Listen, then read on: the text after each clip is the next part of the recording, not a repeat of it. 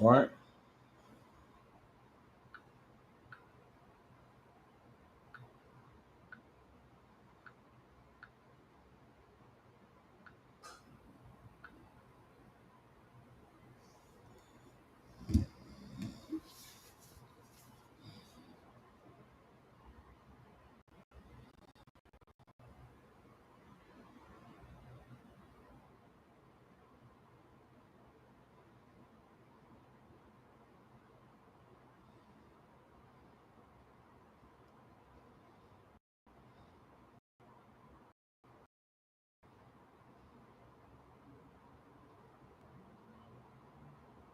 All right.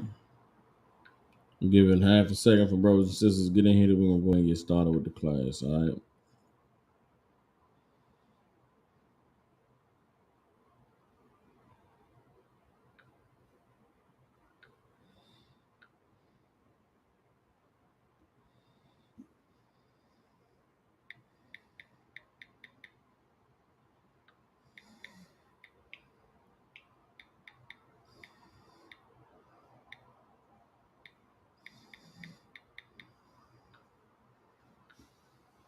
All right. Shalom, Israel. You're on live with the Israelite School of Universal Practical Knowledge. Priest and Captain Soccer War holding down the class here in Memphis. Every Tuesday, Wednesday, and Thursday, we have classes here in Memphis from 6 to 8 p.m. Central Standard Time. Address to the Memphis School is 3000 Walnut Grove Road, Suite 215. Call-in number for the school is 901-245-00 Again, the call-in number is 901-249-0085. If you got family, loved ones, people you care about in the Memphis, Tennessee, and surrounding areas, get them in contact with the ISUPK. Since 1969, we've been teaching so-called blacks, Hispanics, and Native American Indians the truth according to the Bible. What is the truth? The truth is that so-called blacks, Hispanics, and Native Americans descend from the greatest people that have ever walked the face of the earth. The Bible identifies us as the lost 12 tribes of the nation of Israel. And in the year 2022, there is nothing more important than for so-called blacks, Hispanics, and Native Americans to know the truth of who they are, where they come from, and what our purpose is here on the earth. So every night we had these classes, man, we give brothers and sisters an opportunity to go into this book called the Bible, to gain the knowledge, wisdom, and understanding that the Most High has put therein for us to be able to receive in these times to connect back to being a nation that the Lord called us to be. And tonight, the topic of tonight's class is feasting for the Most High. All right, feasting for the Most High. Before we get into that topic, if any brothers or sisters have any questions, type them in online. If you got any questions in the classroom, all you have to do is raise your hand, and we'll go ahead and get into it, all right? So I'm going to give y'all a second to come with any questions you may have, then we'll go ahead and get into the topic of tonight's class.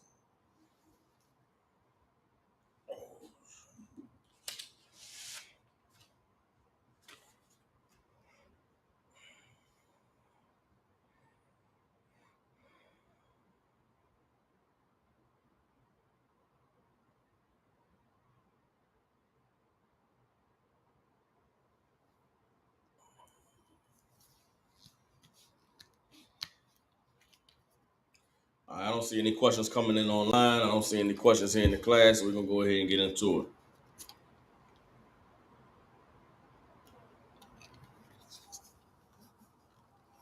We're a couple days away from the beginning of the Feast of Hachaanakah, which is known in Israel as the dedication, the rededication. And it is a celebration of a time in our history when we were in dire straits as a nation. The Greek people had come to power at that time. They were ruling over us, had us under an unimaginable oppressive condition.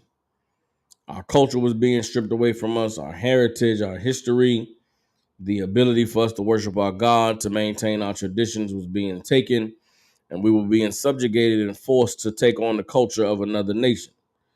The culture of a heathen nation, the culture of a nation who was void of righteousness, who did not acknowledge the Most High power or his rules for how to live a life that was pleasing to him. And in the midst of this very trying time in our nation, um, when it was not popular, so like a time in our nation when it was not only was it not popular to serve the Most High, but serving the Most High was damn near a death penalty offense. Very, very strong, valiant men rose up in our nation. Men who would not bend the knee to another God, men that would not bow down to a force and a power that seemed to be so great, men that would die rather than forsake the commandments of their God and the God of their fathers. Those men and their defiance to the powers that be at that time sparked a revolution and an uprising that allowed for our nation to be known, recognized, and feared on the earth today. And so, in preparing for the feast of the dedication, I just thought we should take some time out to understand that it's important to celebrate. It's important to remember. It's important to never forget where it is that you and your people came from, because knowing where you came from is what will allow you to be able to have the vision of where it is that you're going. And I believe that is a theme that the most is not that's not a theme that I created. It's not something that I came up with. That is what is in the Bible. That is the reason why we have these high holy days. It is the reason why we celebrate, because the Most High required that we always have an opportunity to reflect on the past and to remember the great things that he's done for us. And in knowing the history of those great things and knowing the past, um, knowing our past of being delivered and the Lord being with us, it would give us the wherewithal and the fortitude and the power to stand with him in our dark times. And in the year 2022, man, we are living in some dark times. And so to remember the power of the Most High, to remember the valiant feats of men who have come before us, to remember the strong spirit of sisters that came in times that were rough, just like this one, it will allow us, it will embolden us and endue us with their spirit to be able to stand bold and fearless and heroic in our time. All right. So let me go ahead and get into it. That's first scripture we're gonna go to. Hold up.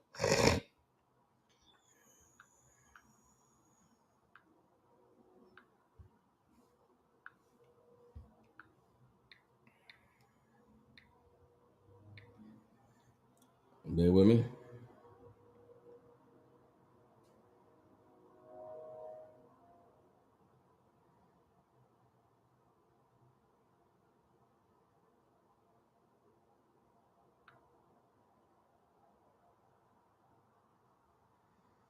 Hold up. Get Ecclesiastes chapter 8, verse 15.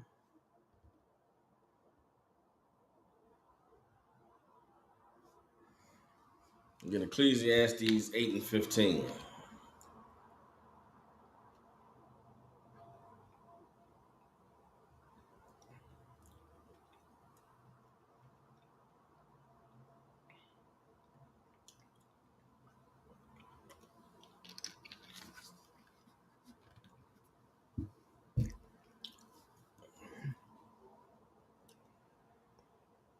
All right, this is Ecclesiastes 8 and 15. Matter of fact, hold up.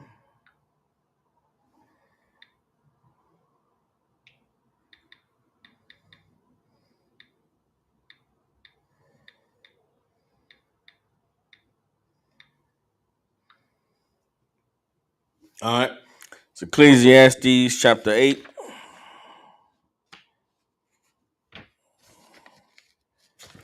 And we're starting at verse 15. It says, then I commended mirth, because a man has no better thing under the sun than to eat and to drink and to be merry. For that shall abide with him of his labor the days of his life, which the Most High gives him under the sun. When I applied my heart to know wisdom and to see the business that is done upon the earth, for also there is neither day nor night seeth sleep with his eyes. Then I beheld all the work of the Most High, that a man cannot find out the work that is done under the sun, because though a man labor to seek it out, yet he shall not find it. Yea, farther, though a wise man think to know it, yet shall he not be able to find it. You understand? That last part is going into how there's so much that the Most High does on the earth. No matter how much studying and researching and seeking out you do, you're never going to be able to know all that the Most High has done. You understand? But we're going to stay on the first part, which is in verse 15, where this is King Solomon, a man who the Bible proclaims was the wisest man that ever lived. A man who, when he became king over the nation of Israel, prayed to the Most High to give him the wisdom to lead our nation.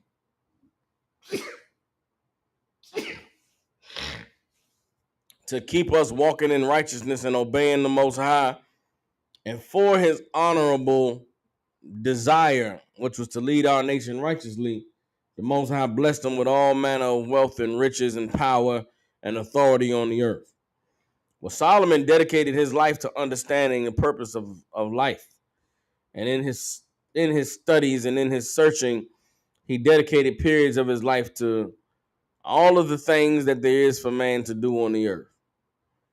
And part of his dedication, he donated a portion of his life to seeking out joy and satisfaction in mirth, eating, drinking, partying, having a good time. And it was in that Solomon understood that those are the simple pleasures that God gives a man in his life: to eat and drink and be merry. In the midst of everything that goes on in your life, in the midst of anything that's happening, the Most High is granted for man to be able to eat, drink, and to be merry.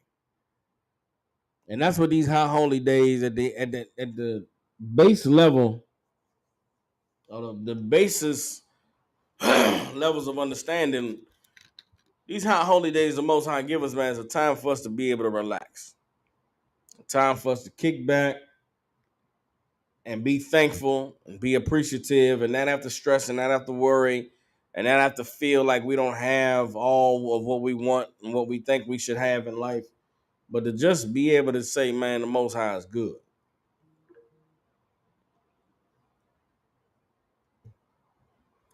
And it's evil growing up in a society where all of the holidays that they give you, all of the celebrations you're supposed to have, they end up being stressful and taxing on your finances. I remember being in the world celebrating Christmas, man. Celebrating Christmas in the dead of winter, when all the bills is due and you got all the, trying to start the year off right, but you got to get all these goddamn gifts for people and make sure they happy and satisfied, or else they're going to have a bad attitude, or they're going to think that you don't care about them, or they're going to think that you ain't the man you supposed to be because you didn't come with all the big gifts. It's so stressful, man. It's such a difficult time for anybody. And that's by the design of our oppressor.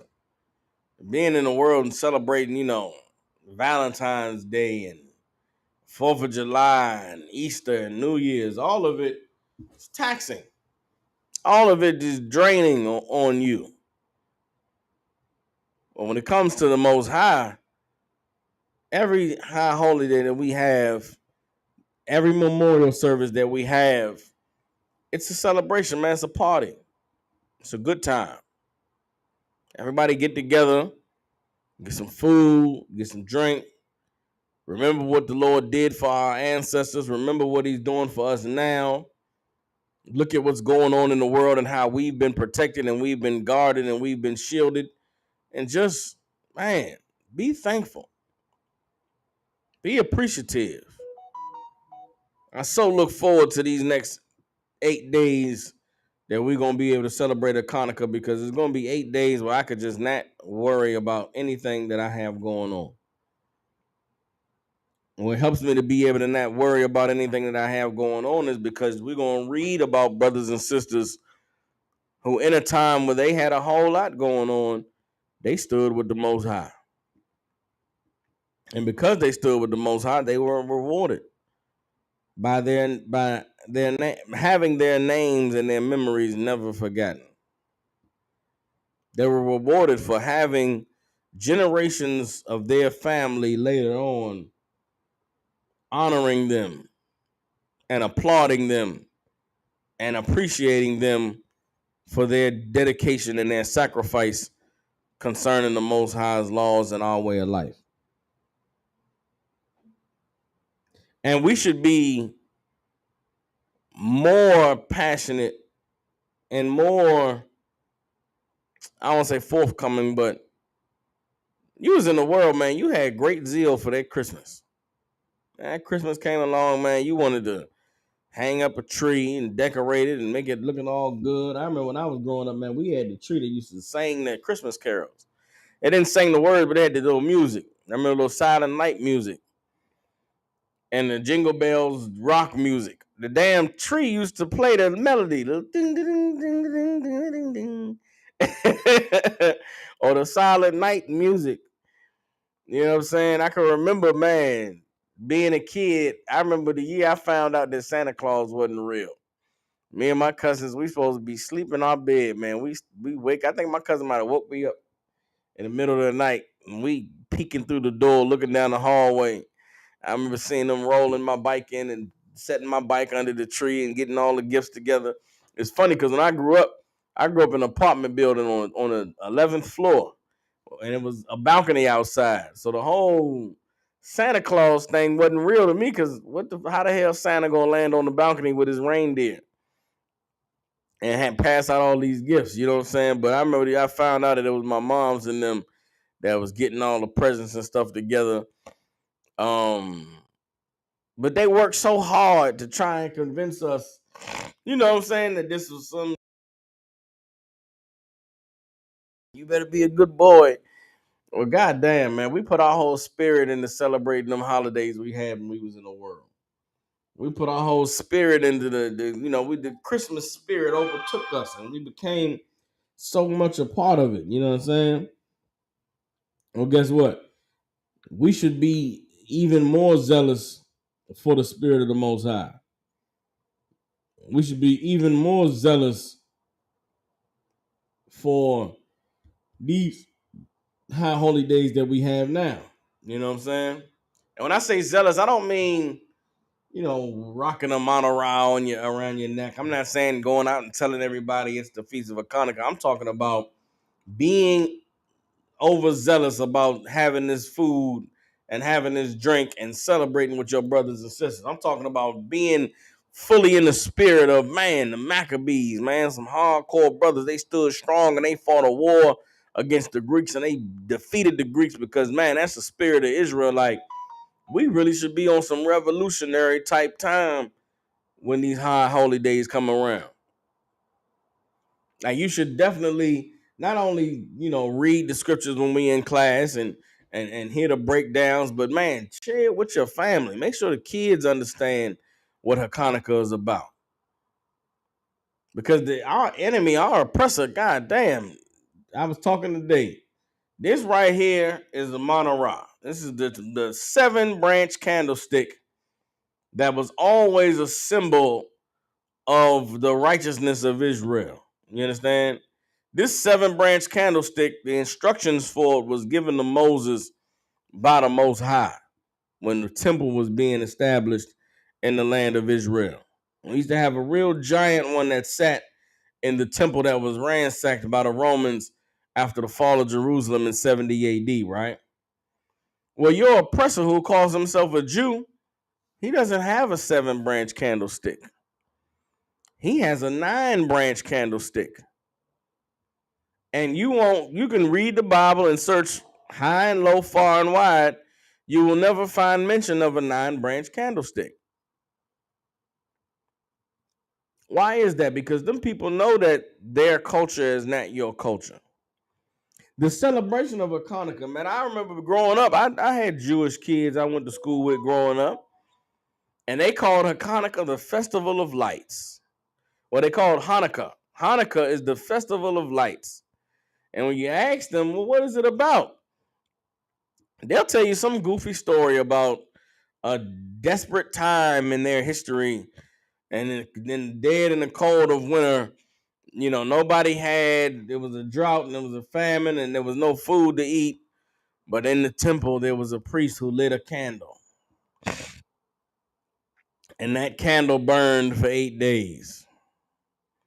And because that one candle burned for 8 days, that's why they have the 9-branch candlestick to remember the burning of the one candle in the temple. It's just all some bullshit. Excuse my language. Some made up story. Who knows where it came from, but it has nothing to do with the Maccabees revolution. It has nothing to do with the fight and the triumph and the overcoming of the oppression of the Greeks.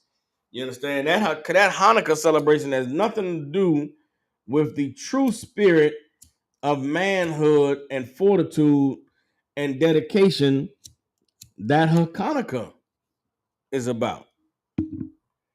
Like, we have a culture of being victorious. We come from a bloodline of people who have endured the hardest tests of times and have overcome. All of the celebrations that God gave us in this Bible is about overcoming tremendous odds. Think about the Passover.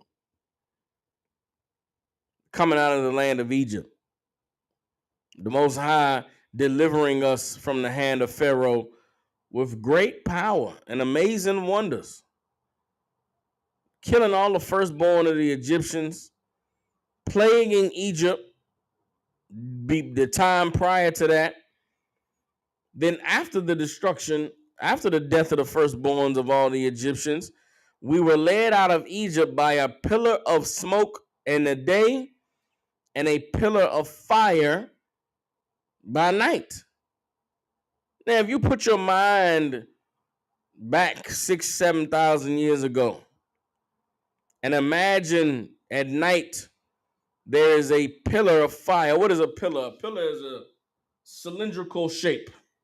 This is like the shape of a pillar, right? It's round, stretches from the ground up to the ceiling, right? Or to wherever it's being supported from. When the Bible says that there was a what's the word I just used? A pillar of smoke by day, the Bible is saying that what led us out of Egypt was a beam, a giant pillar of smoke from the ground going all the way up into the sky as high as you could look. And that is what led us out of the land of Egypt.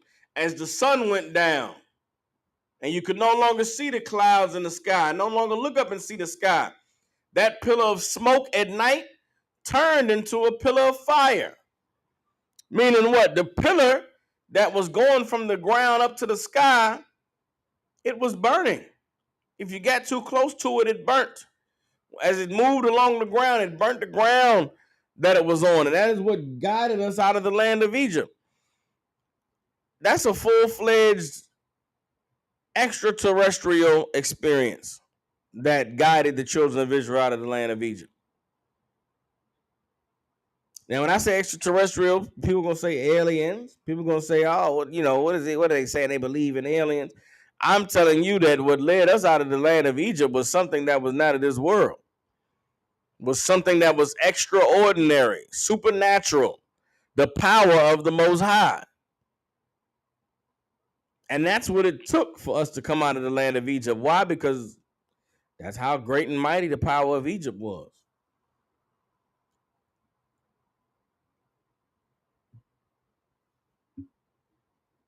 The Feast of Unleavened Bread. 7 days the Most High requires that we eat unleavened bread. Why? So that we never forget how quickly we had to flee out of that land of Egypt. When the death angel came through Egypt and killed all the firstborns, the backlash or the response from the Egyptians was so swift and so quick to get us up out of their land that we didn't even have time to prepare no bread. We didn't have time to really pack. We had to gather what we could gather and get the hell up out of there. And so because of that, all we had to eat on the road traveling out of Egypt was unleavened bread. Bread that didn't have a chance to rise. Little egg, little flour, little sugar, and throw it in the oven. And that's all we had. Didn't have time to wait for it to rise. Didn't have time to put any baking soda or any yeast in the bread and wait for it to get fluffy. We was eating tortilla chips. That whole travel that we took to get out of the land of Egypt. And the Lord wants us to never forget it. You might be somebody that hate tortilla chips. You might hate them hard shell tacos. Guess what the Lord said? You better remember this was all you had when you came out of the land of Egypt. And guess what? When we celebrate the Feast of Unleavened Bread today, we're not celebrating the Feast of Unleavened Bread in sadness. We're not celebrating the Feast of Unleavened Bread with our shoulders slumped and with the, all I gotta eat these tacos every day. Nah, hell nah, man. We eating good. Eating deliciously, meals on meals, wherever you can get that unleavened bread. We doing it big because we're celebrating, remembering what the Lord did for us. Man, one time all we had was this unleavened bread. Now look at us. We came from the bottom. Now we're here. That's what these high holy days are about. I'm gonna go through all of them one by one. Let's go ahead and go to Leviticus 23rd chapter. Get Leviticus 23. And we'll just go through the high holy days since I started running off about them. We'll just go ahead and go through the high holy days. Leviticus 23rd chapter. We're going to run them all down, all right? So we can start at verse 1. This is Ecclesiastes. Hold on, I said Ecclesiastes. Leviticus 23rd chapter, all right?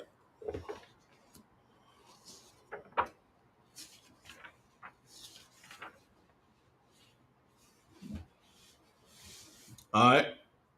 We're going to read about all of these high holy days the Lord gave us and speak about how they all relate to the time we're living in today and why it is that we should definitely, how it is that we can see that this is something the Most High established for us to do in a celebratory spirit, and understanding why it is He wanted us to celebrate, because the Most High wants us to rejoice. He wants us to eat and drink and be merry. He wants us to be able to gather together in the spirit of brotherhood and sisterhood and righteousness to remember Him. All these things that are done to glorify the Most High.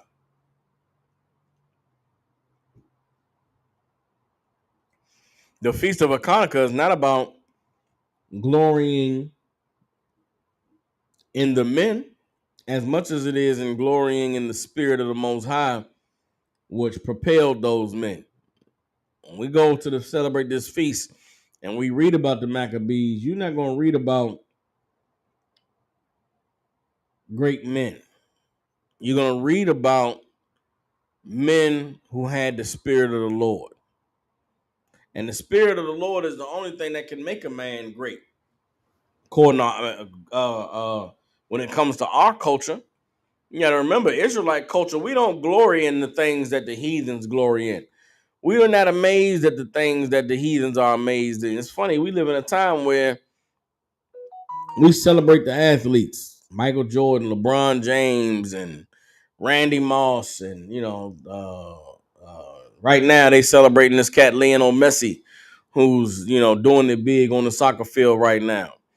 But all of the statues and the trophies and the accolades that are given to these athletes in Israel, we wouldn't glory in any of those things. We would glory in the Most High that has the power to make a man so great. We would look at LeBron James and say, man, God is amazing.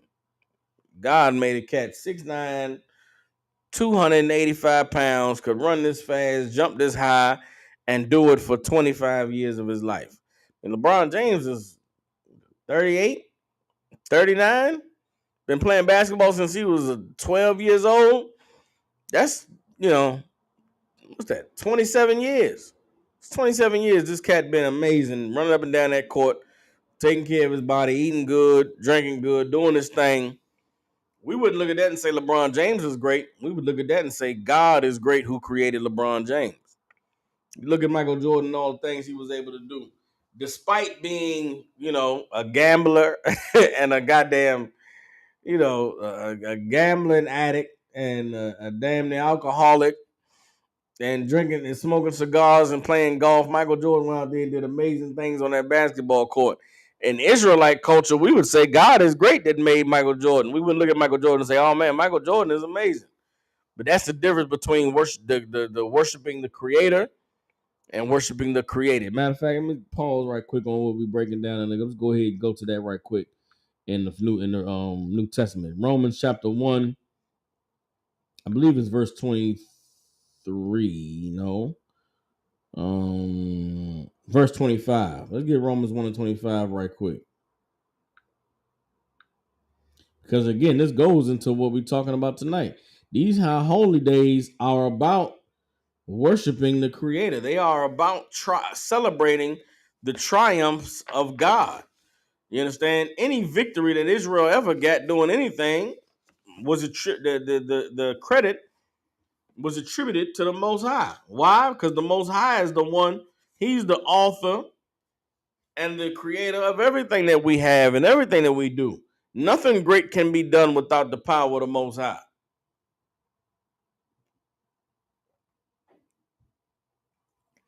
And that is a uniquely Israelite perspective on the world and view about life.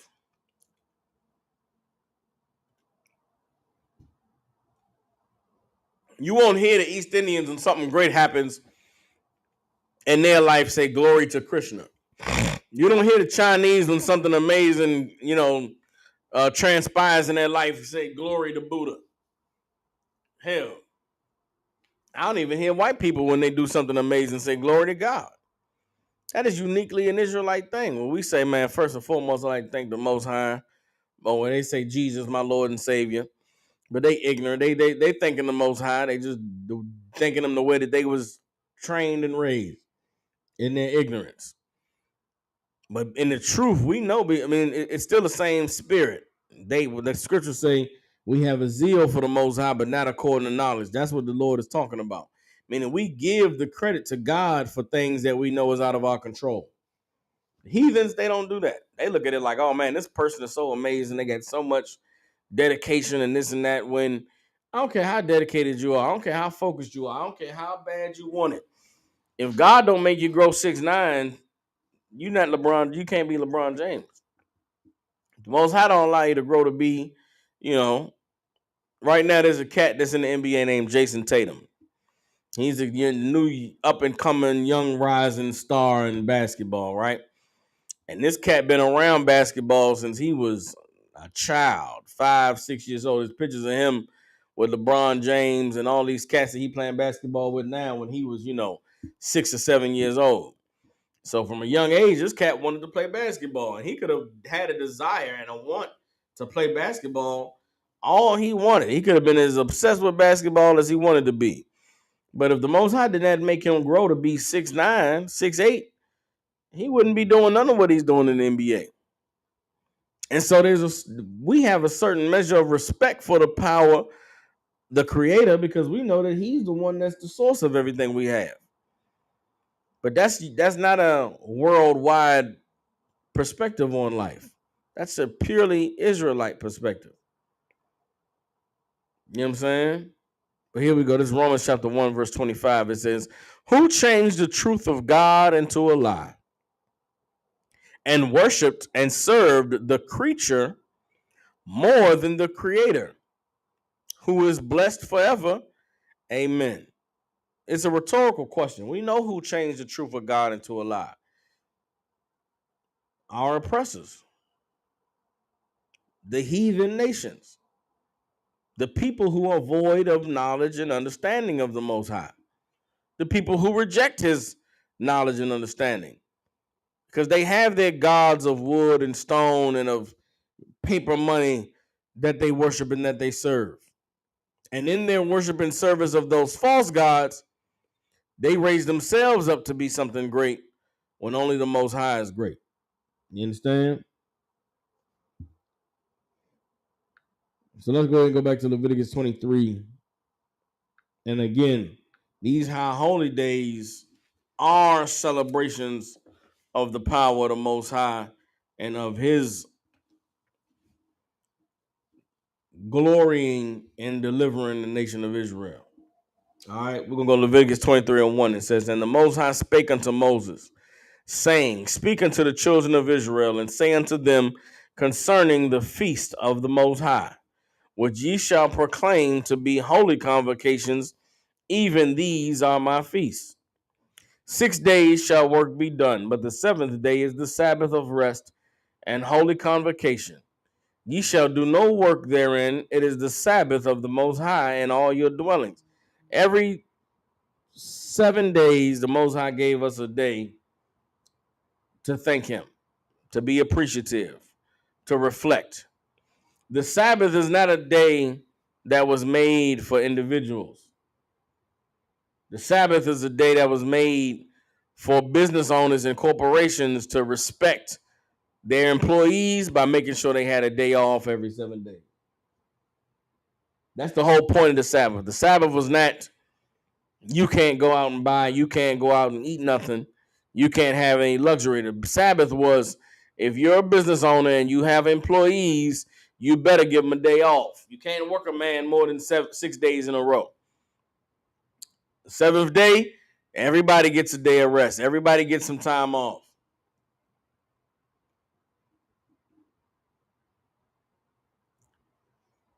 Our oppressor piggybacked off that and added another day. Them labor unions, all them fights they had here in America fighting for rights, they got the work schedule down to 5 days a week, 40 hours.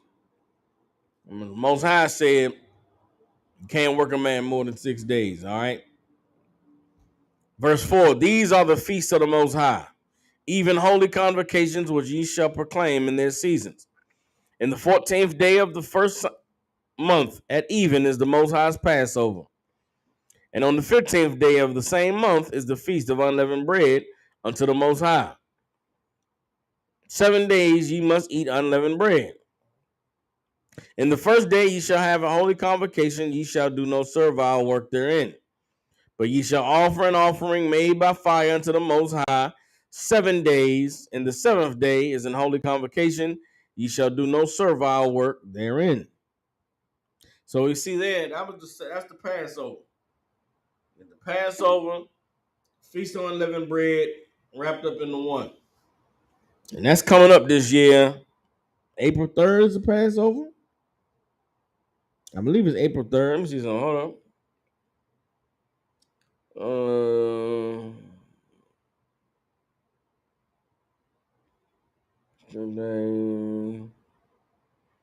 Hold up. 5th, 20. Yeah, it was something about right about the 3rd, I believe. Y'all help me if I'm wrong. And we're going to celebrate that Passover. That Passover is glorious. The Passover for the children of Israel is a family reunion. Every Israelite is required to attend. That's every able-bodied Israelite should be in attendance.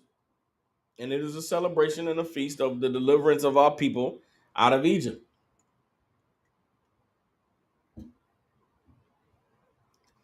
A time for us to glory and revel in the power that we serve. And knowing that the God, the creator of the heavens and the universe, looked down on us as a people, made a promise to our forefather that he would be our God and we were his people, And in the day when we called on him, he was there to deliver us. Not only do we remember the Passover because of the greatness that the Lord did, but we celebrate the Passover because of what has been prophesied for the Lord to do in the future. Let me go ahead and get this for you.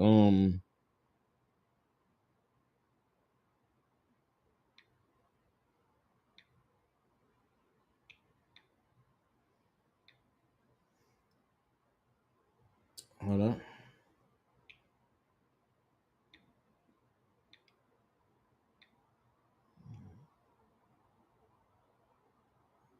Let's get Jeremiah chapter 16, verse 15.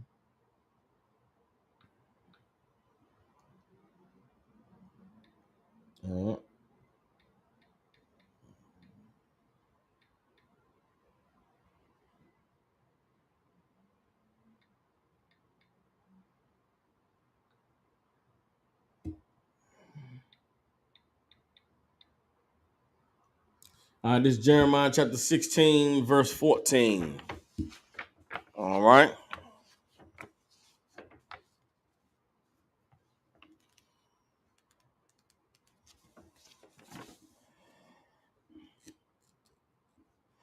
Jeremiah chapter 16, verse 14 says, Behold, I'm like, therefore, behold, the days come, saith the Most High, that it shall no more be said, the Most High lives, that brought up the children out of the land of Egypt. Meaning there's going to come a time where the Passover not going to be remembered anymore.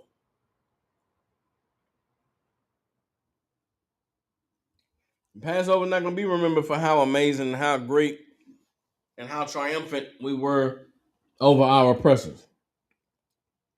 Well, then why wouldn't it be said anymore that the Most High lives who brought the children of Israel out of the land of Egypt? Why would we no longer remember Egypt? Seeing as though it's something that has been so amazing and so great and so talked about on the earth for the past 6,000 years, what could happen that would make us no longer remember Egypt? Keep reading Jeremiah 16 and 15. But the Lord liveth that brought up the children of Israel from the land of the north, and from all the lands whither he had driven them, and I will bring them again into their land that I gave unto their fathers. There's going to be another exodus that takes place on the earth. There's going to be an event that is far greater than the deliverance of Israel out of the land of Egypt, and it is going to be the deliverance of the land of the children of Israel out of the land of the north.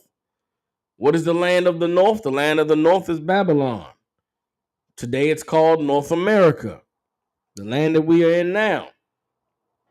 The Lord is going to deliver us from this land, and it's no more going to be said that he delivered us from the land of Egypt. It'll be remembered what he did here in America. That's why we celebrate the Passover. That's the spirit that the Lord wanted us to be in the spirit of understanding his power and his might, and knowing that if he acted on our behalf before, surely he would do it again. All right. Drop that. Let me get back to Leviticus. We back in Leviticus 23. We starting in verse 9 now. And the Most High spake unto Moses, saying, Speak unto the children of Israel, and say unto them, When ye be come into the land which I give unto you, and shall reap the harvest thereof, then ye shall bring a sheaf of the first fruits of your harvest unto the priest. And he shall wave the sheaf before the Lord to be accepted for you.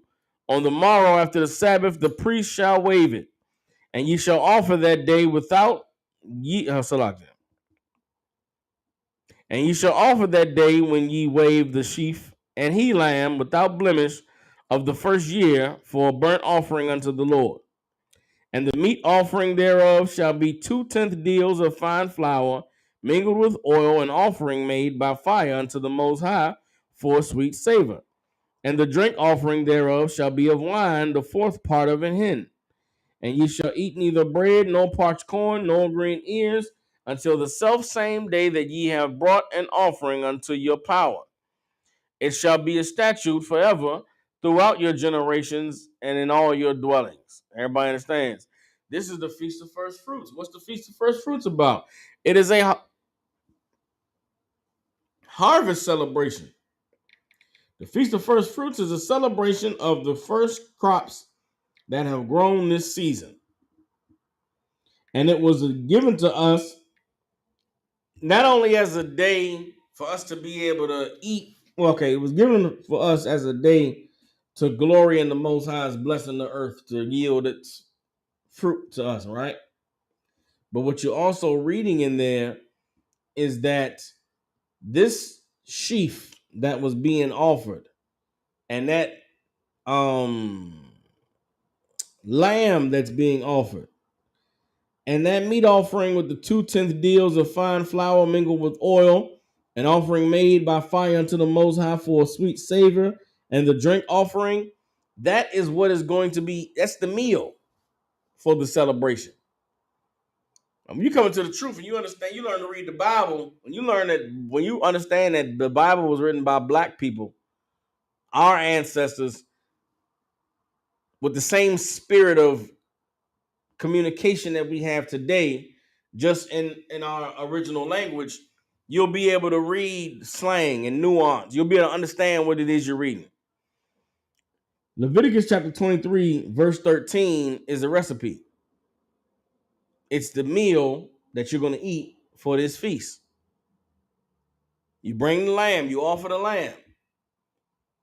You take the meat offering and you mingle it with flour, oil, and then put it on the altar for a sweet savor of the fire going up to the Lord.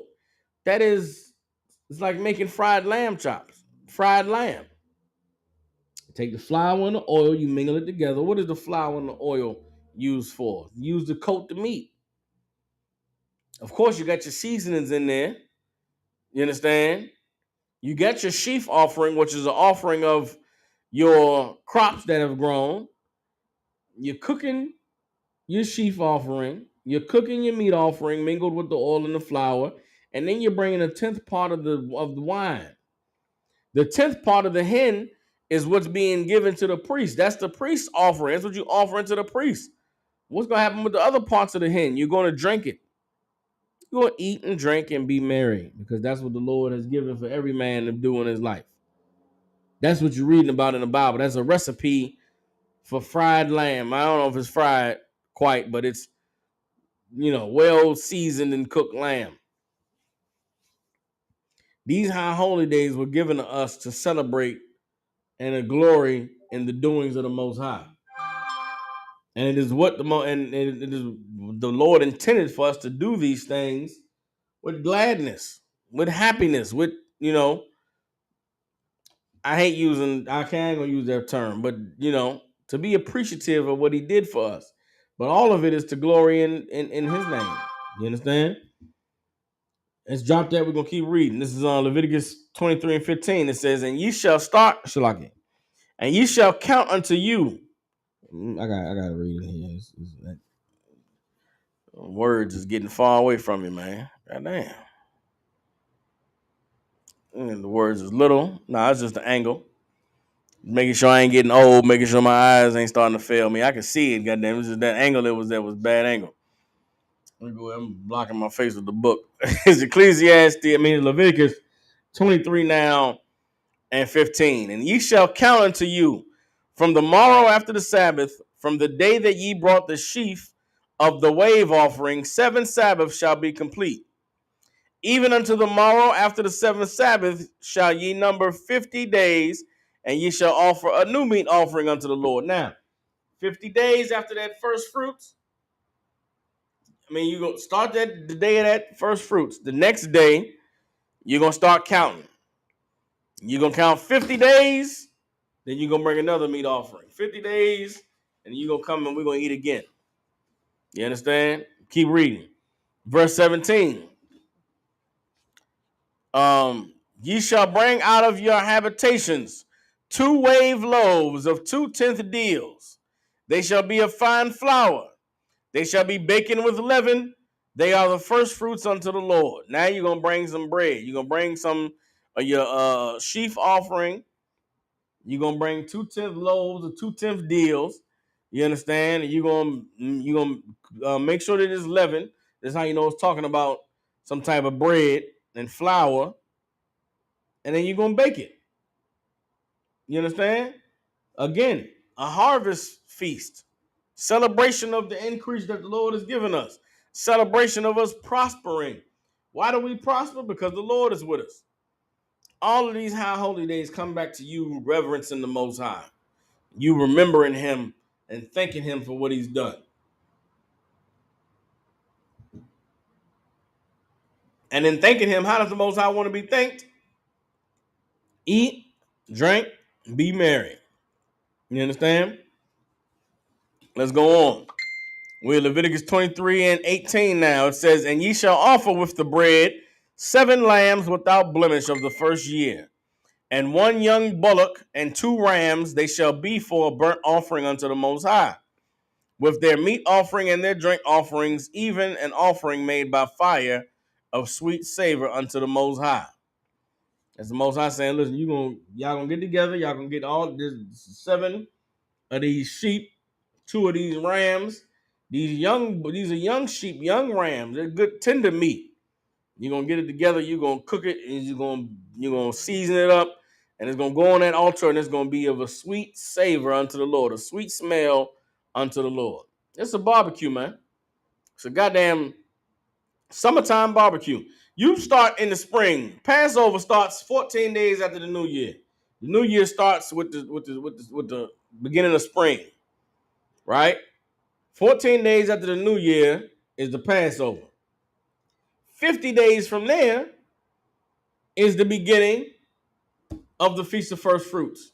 No. 14 days after the New Year is the Passover.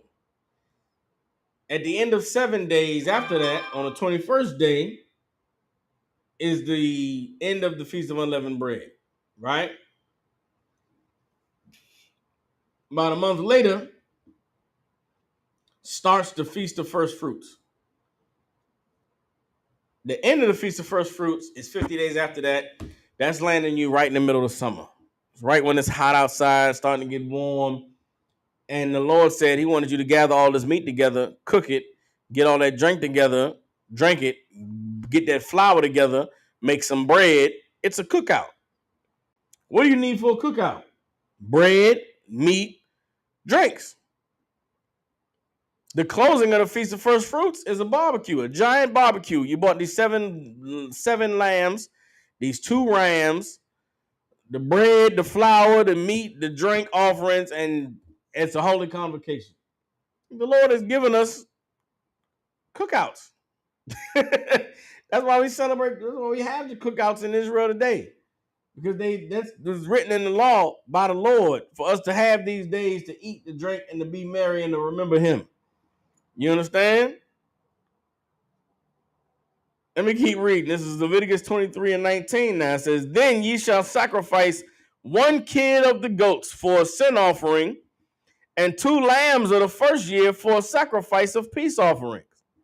And the priest shall wave them with the bread of the first fruits for a wave offering before the Most High. With the 2 lambs they shall be holy to the Lord for the priest. And ye shall proclaim on the selfsame day that it may be a holy convocation unto you. Ye shall do no servile work therein. Ye shall it shall be a statute forever in all your generation, in all your dwellings throughout your generations. And when ye reap the harvest of your land, thou shalt not make clean riddance of the corners of thy field when thou reapest, neither shalt thou gather any gleaning of thy harvest. Thou shalt leave them unto the poor and to the stranger. I am the Most High thy power. So even in celebrating these feasts, the Most High has us to remember those who are less fortunate, has us to remember those who are needy. How does He do that? By making sure that we don't eat all of the food that we gather. We make sure we leave something for the poor.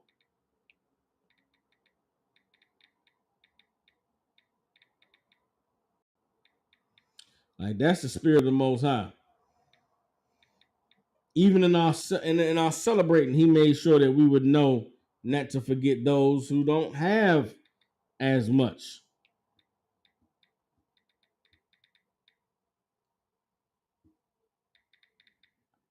You understand?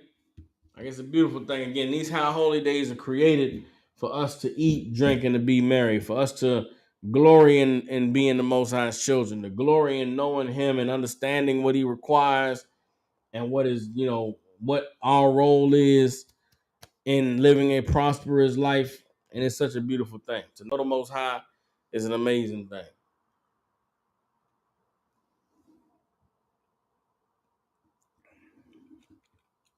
Let's keep reading. We're Leviticus 23 now, verse 24. No, verse 23. Hold on.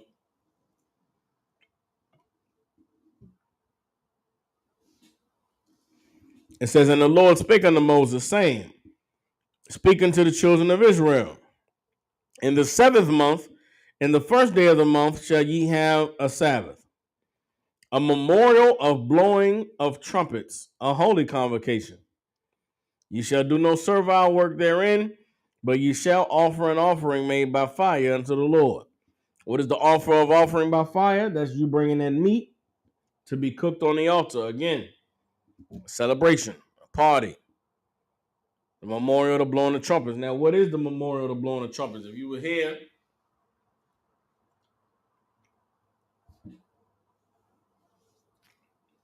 a few months ago, I taught a class on it. Did a breakdown.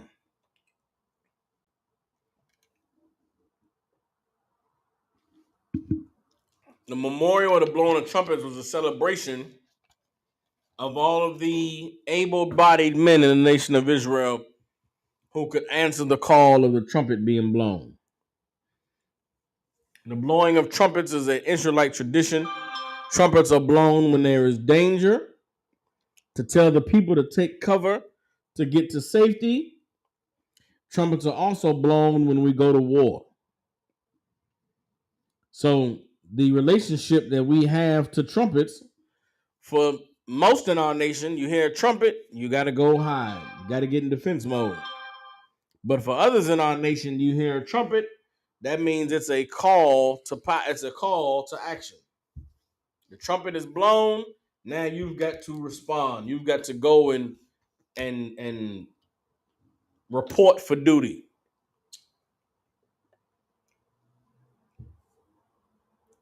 It's still the same today. Many of you came into the truth because you heard them brothers out there on their street speaking. Because you've seen these classes being taught online where we breaking down the Bible and talking about the wickedness that's going on in this nation and what it is that the Lord requires. We all know Isaiah 58:1, where the Most High said, lift up thy voice. All right, let's go ahead and get it. Let me go ahead and get Isaiah 58:1. It says, cry aloud, spare not. Lift up thy voice like a trumpet and show my people their transgressions and the house of Jacob their sins. You understand? That's what we do out there on the street when we speaking. That's what we do in these classrooms when we break down this Bible. We are making sure that the Most High is heard, that His will is known and understand, that His disappointment in us living unrighteously is well known throughout the tribes.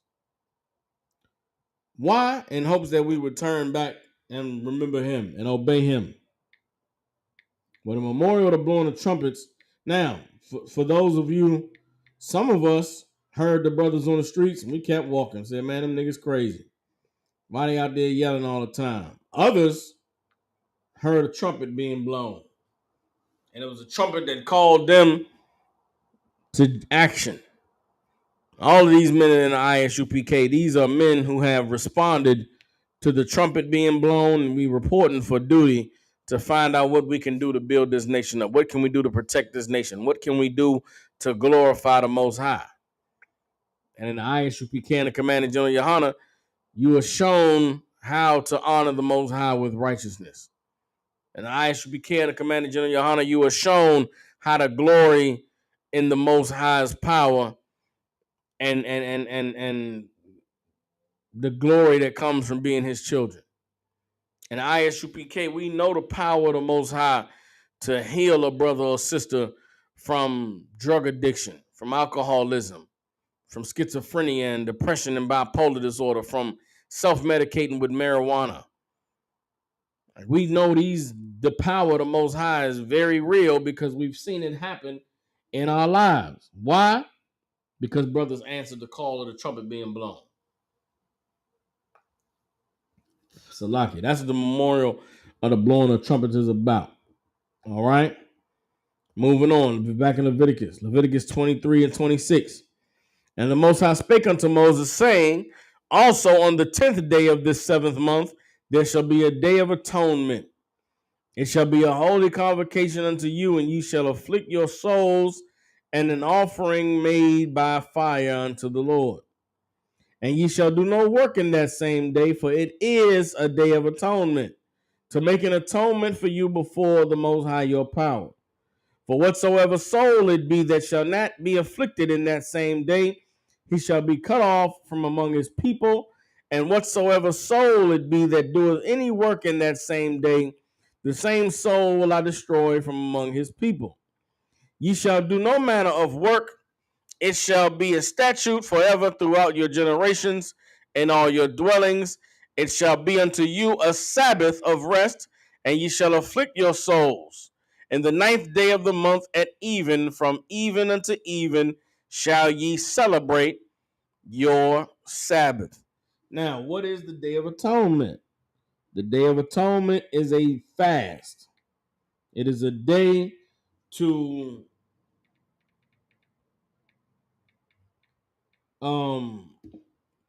allow your flesh to be cut off so that you could grow closer to the Most High in spirit. And what do I mean when I say your flesh will be cut off? It is a day for you to go without eating and drinking, to afflict your soul, to try yourself, to push yourself to the limits. Fasting has always been a major part of Israelite culture. It's always been a part of what drew man closer to the Most High. Why? Because fasting and denying your flesh, you give strength to your spirit.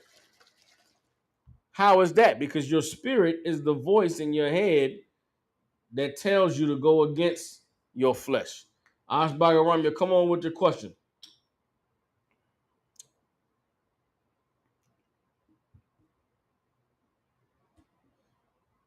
Brother said he got a question. Come on with it.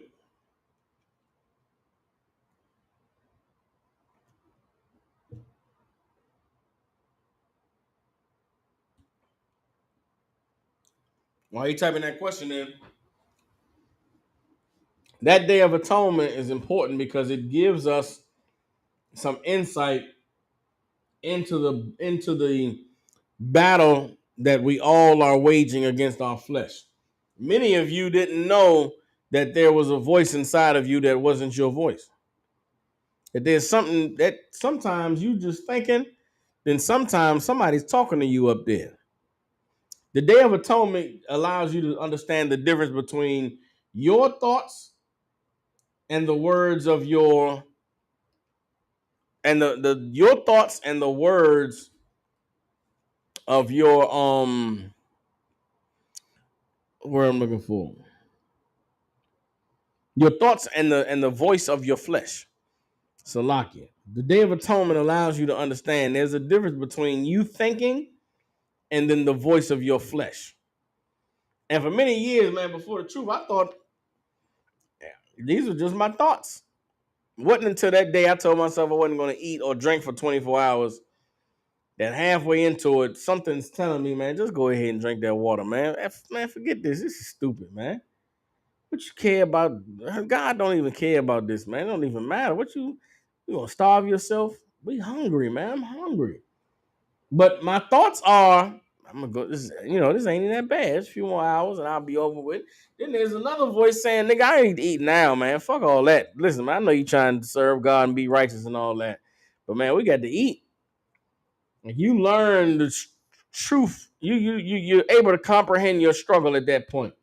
I can remember being younger when I was in the world. I thought that I used to just like getting high. I thought I liked meeting women and having sex with them and then never calling them again. Come to realize that was not me at all doing those things. I never liked getting high. That's why when I would get high, I would be paranoid and looking around and wondering if somebody trying to rob me or what's going on, or I would be extra lazy and tired. Even if I wasn't tired, if I wanted to get up and go do something, the weed would have me just wanting to just chill and play the video game. It wasn't until the Day of Atonement that I understood that that voice that was getting me to do those things that I didn't want to do was the demon. Something else that was in me. It was in my flesh. Well, the Lord gave us the Day of Atonement to make sure that we understood the fight that we were in, the struggle that we were in. And he gave us the Day of Atonement as a precursor to what we must do in our own personal lives, which is fast. The more you fast, the more you gain power over your flesh. The more power you have over your flesh, the closer you are to attaining righteousness. Without the discipline and the focus and the control over your body, then you are at the whims of Satan. You understand? So Ash asked, is it okay to volunteer for slavery on the Sabbath? Then he went further and said, because you look at the slavery as like fun learning and you can still study at work. Okay, so I said this earlier, right? The Sabbath was not made for individual men, meaning the law wasn't made saying you can't work on the Sabbath. The law was made for your boss to say he can't force you to work 7 days in a row. He got to give you a day off. By God, the Sabbath day is a day for employers to make sure that their employees have a day off. It's not a day for an employee to make sure that they don't do nothing that day. Like, outside of the truth, the Sabbath is treated like a day where you can't do nothing fun. You can't enjoy yourself. You got to sit there and just twiddle your thumbs. You can't turn on the lights. You can't light the microwave. You can't go make a sandwich. That's not why God created the Sabbath. God created the Sabbath so that your boss, the owner of FedEx, can't make nobody come to work. Because if you're the owner of FedEx, you don't ever want people to stop working. You want to work everybody every day that you can so you can keep getting that money. Well, the Lord made a day for all the bosses to have to shut down their business so that their employees could have a day to do what the hell they wanted to do. You understand? So, in understanding that the Sabbath was made to stop oppression, the Sabbath was made to stop abuse, the Sabbath was made so that those with power would be forced to be lenient to those who were under their authority by making sure, by God, you got to give these people a day off. It's not right to work a man every day. You got to give a man a day off. So, with that being said, if on your day off, you want to learn more, you like doing fishing, you want to go fish on your day off, nothing wrong with that, brother. It's not, you're not sinning by going to your slavery on the Sabbath. But the oppressor would be sinning if he forced you to work every day and did not allow you to have the Sabbath off. Everybody understand? I hope I'm making that clear. Yes, you can go volunteer on the Sabbath. You can go to your slavery if you want to, go get that money and go, work your little slavery. The Sabbath was made for man, not man made for the Sabbath. Everybody understands?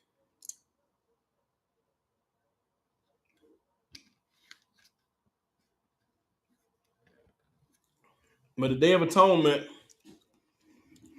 is a day that the Most High gave us so that we would understand the relationship that we have with our flesh and understand the power that we have to overcome that flesh if we focus and pray and are diligent in serving the Most High. Everybody understands? So let me drop that. Let's get Leviticus chapter 23. We're now at verse 33. It says, and the Lord spake unto Moses, saying, speak unto the children of Israel, saying, the 15th day of this 7th month shall be the Feast of Tabernacles, for 7 days unto the Most High. On the first day shall be an holy convocation, ye shall do no servile work therein. 7 days ye shall offer an offering made by fire unto the Most High. There goes that offer by offering of fire. What is that talking about? Barbecue. Meat on the grill, meat on the altar. We eating good. We celebrating. We cooking out. It is a solemn assembly, and ye shall do no servile work therein. Verse 37, these are the feasts of the Most High, which ye shall proclaim to be holy convocations, to offer an offering made by fire unto the Most High, a burnt offering and offerings, everything upon this. A meat offering, a burnt offering. Start at verse 37 over again. Leviticus 23 and 37. These are the feasts of the Most High, which ye shall proclaim to be holy convocations, to offer an offering made by fire unto the Most High, a burnt offering and a meat offering, a sacrifice and drink offerings, everything upon this day. Again, that's a cookout. Meat offerings, drink offerings, the burnt offerings, you understand, all to be brought to the priest for the people to partake in. All right. Verse 38, beside the Sabbaths of the Most High, and beside your gifts, and beside your vows, and beside all your free will offerings, which ye shall give unto the Most High. Also on the 15th day of the 7th month, when ye have gathered in the fruit of the land, ye shall keep a feast unto the Most High 7 days. On the first day shall be a Sabbath, and on the 8th day shall be a Sabbath. That is the Feast of Tabernacles, all right? Also in the verse 40, and ye shall take you on the first day the boughs of goodly trees, branches of palm trees, and the boughs of thick trees, and willows of the brook. And ye shall rejoice before the Most High your power 7 days. And ye shall keep it a feast unto the Most High 7 days in the year. It shall be a statute forever in your generations. Ye shall celebrate it in the 7th month. Ye shall dwell in booths 7 days. All that are Israelites born shall dwell in booths, that your generations may know that I made the children of Israel to dwell in booths when I brought them out of the land of Egypt. I am the Most High your power. And Moses declared unto the children of Israel the feast of the Most High. Everybody understands? So these were all the feasts of the Most High. And again, these feasts were given to us to glory in the Most High's power, to glory in all the things that he did for us, and in all the ways that he delivered us, and in all the ways that he deserves the honor and the praise. We living in 2022, man. We are living in a very, very dire time. Now, for those of us that's in the truth, we might not be experiencing what the rest of the world is experiencing. Listen, since I've been in the truth, man, I've lived through a Arab uprising in the Middle East. I lived through a war with Afghanistan and Iraq.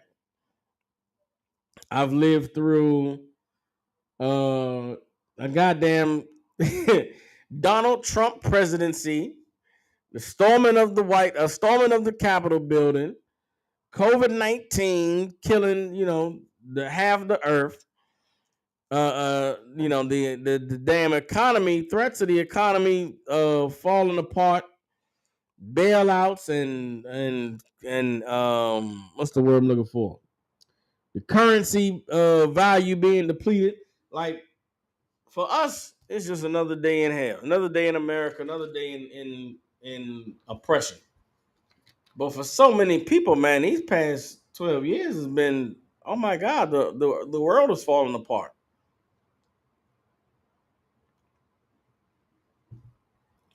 Being in the truth and having a perspective we have, the Most High is worthy of praise. The Most High is worthy of the glory. The Most High deserves everything, all of our obedience and our submission and our, you know, acknowledging his will, because he's amazing. He's great, man. And if we're going to be amazing and we're going to be great, we're going to have to never forget him. Never forget the men and the women that have come before us. And that is what these memorials and these feasts allow for us to do. And so in the spirit of the Most High and in the spirit of righteousness, when we go to celebrate this feast of Hachaanakah, man, we are going to celebrate. We are going to eat and we are going to drink and we are going to thank the Most High for his glorying in raising us up. We're going to thank the Most High and how he's watched over us and protected us. We're going to thank the Most High for giving us allowing us to have the history of the Maccabees and to be able to read about these brothers and sisters that stood so stiffly and stood so strong in his name. You understand? We're going to take some time and honor those brothers and sisters, and we're going to pray, and we're going to ask the Most High to be with us, to watch over us, to lead us, to guide us, to bring us into something great, knowing that He going to do it. You understand? We in a time, again, everybody on the earth is proud of whatever they proud of. Gay pride, transgender pride, you know, hell, drug addict pride, whatever. People are happy to be whatever the hell they are. Well, you should be happy to be an Israelite. And I'm thank the Most High for making me an Israelite, and I'm not going to let the opportunity for me to celebrate go past. You know what I'm saying? I'm going to be in the spirit of Israel for all these high holy days that we have. Ain't no party like an Israelite party, because the Israelite party don't stop. That's how the Lord set it up. 8 days we to celebrate and to feast and to be thankful and to be glad and to be appreciative and to take on the spirit of the brothers and sisters who are the reason for these memorials, who are the reason for these high holy days. And with that, we're the Israelite School of Universal Practical Knowledge out of 1 West 125th Street in Harlem, New York. Since 1969, we've been teaching so-called blacks, Hispanics, and Native American Indians the truth. We have a school here in Memphis, 3000 Walnut Grove Road, Suite 215. Classes are Tuesday through Thursday from 6 to 8 p.m. You got family, loved ones, people you care about in the Memphis, Tennessee, and surrounding areas. Get them in contact with the ISUPK. In the year 2022, there is nothing more important than for so-called blacks, Hispanics, and Native Indians to learn the truth of who they are, where they come from, and what our purpose is here on this earth. That is what you are going to learn in the ISUPK. That is what you are going to be taught under Commanding General Hachaanakah, and that is going to be your expectation as an Israelite. With that, we're going to clip the class. I'll see y'all Saturday night here in Memphis, man. We're doing it big. If I could, if you brothers and sisters that are on the Memphis page now, on Facebook or on YouTube, if y'all can go to the Facebook page, share the promotion that I put up for the memorial for the Feast of Hachaanakah. You understand? It's the image that shows the feast. I typed up a little something about it, man. Share that, get it moving around the internet. Let some of these brothers and sisters that's down here in the city of Memphis, you know what I'm saying, understand what it is that we building here, man. With that, see y'all next time. Israel Shalom.